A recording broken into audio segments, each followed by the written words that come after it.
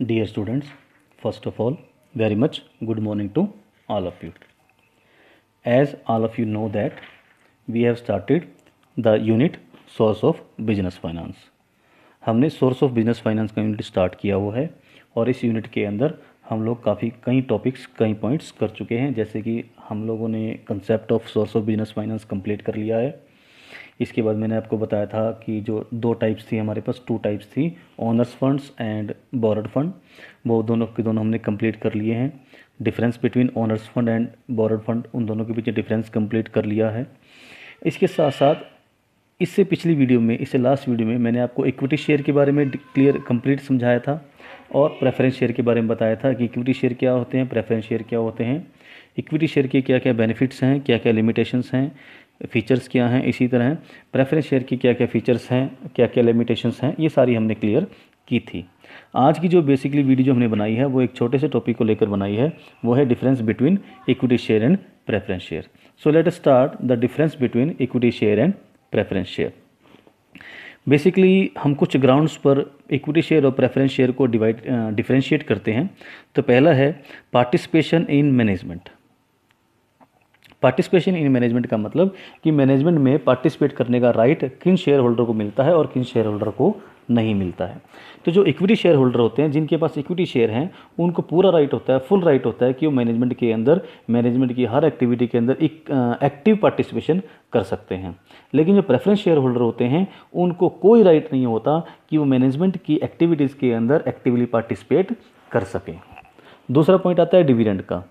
Dividend जो है वो इक्विटी शेयर होल्डर को सबसे लास्ट में मिलता है, after distributing dividend to preference share holder. इसका मतलब क्या है कि इक्विटी शेयर होल्डर को डिविडेंड जो मिलेगा सबसे लास्ट में मिलेगा और प्रेफरेंस शेयर होल्डर को डिविडेंड जो मिलेगा वो इक्विटी शेयर होल्डर से पहले मिलेगा।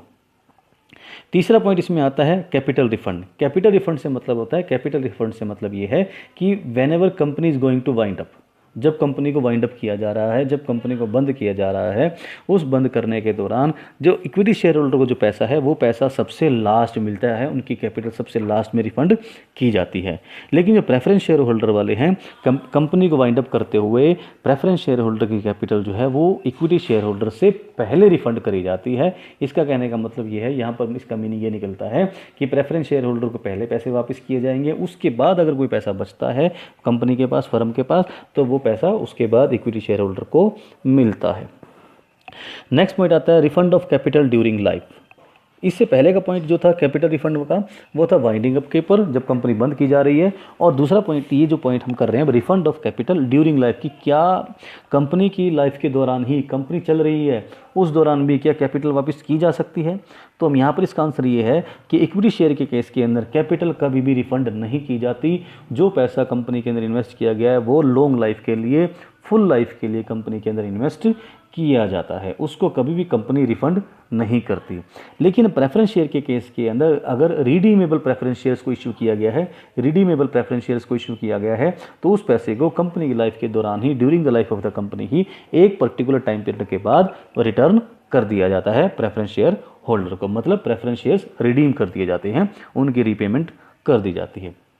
इसके बाद हमारे पास आता है that is certainty of dividend. Certainty of dividend से मतलब क्या है कि डिविडेंड श्योर है या नहीं है। इक्विटी शेयर की बात करें तो इक्विटी शेयर के केस के अंदर डिविडेंड श्योर नहीं है। अगर प्रॉफिट्स हो गया तो डिविडेंड दिया भी जा सकता है, और अगर प्रॉफिट नहीं हुआ या प्रॉफिट कम है तो डिविडेंड देने से मना भी किया जा सकता है। मतलब इक्विटी शेयर होल्डर को डिविडेंड मिलेगा, इस बात की कोई गारंटी नहीं है। और किस रेट से मिलेगा इसकी भी कोई गारंटी नहीं है, क्योंकि रेट ऑफ डिविडेंड है जो है वेरिएट करता रहता है। कंपनी क्या करती है, जब प्रॉफिट्स ज़्यादा होते हैं तो ज़्यादा रेट से डिविडेंड दे दिया जाता है, और अगर प्रॉफिट जब कम होते हैं तो कंपनी डिविडेंड मना भी कर सकती है और कम रेट से भी डिविडेंड दे सकती है। लेकिन प्रेफरेंस शेयर के अंदर ये दोनों ही पॉइंट अलग हैं। पहली बात तो प्रेफरेंस शेयर के अंदर जो रेट ऑफ डिविडेंड है वो एडवांस में डिसाइड होती है, पहले ही बताई होती है। प्रेफरेंस शेयर को कंपनी जब प्रेफरेंस शेयर इशू करती है उसी टाइम बता देती है कि इतने परसेंट, इतना रेट जो है इतने रेट से डिविडेंड प्रेफरेंस शेयर होल्डर को दिया जाएगा। दूसरी बात कहें तो प्रेफरेंस शेयर के ऊपर डिविडेंड की काफ़ी हद तक सर्टेनिटी होती है, क्योंकि इनको डिविडेंड इक्विटी शेयर से पहले मिलता है। तो नेचुरल बात है, अगर प्रॉफिट कम भी हुआ तो कंपनी प्रेफरेंस शेयर होल्डर को डिविडेंड पहले देती है। राइट। नेक्स्ट पॉइंट की बात करें कंपल्शन।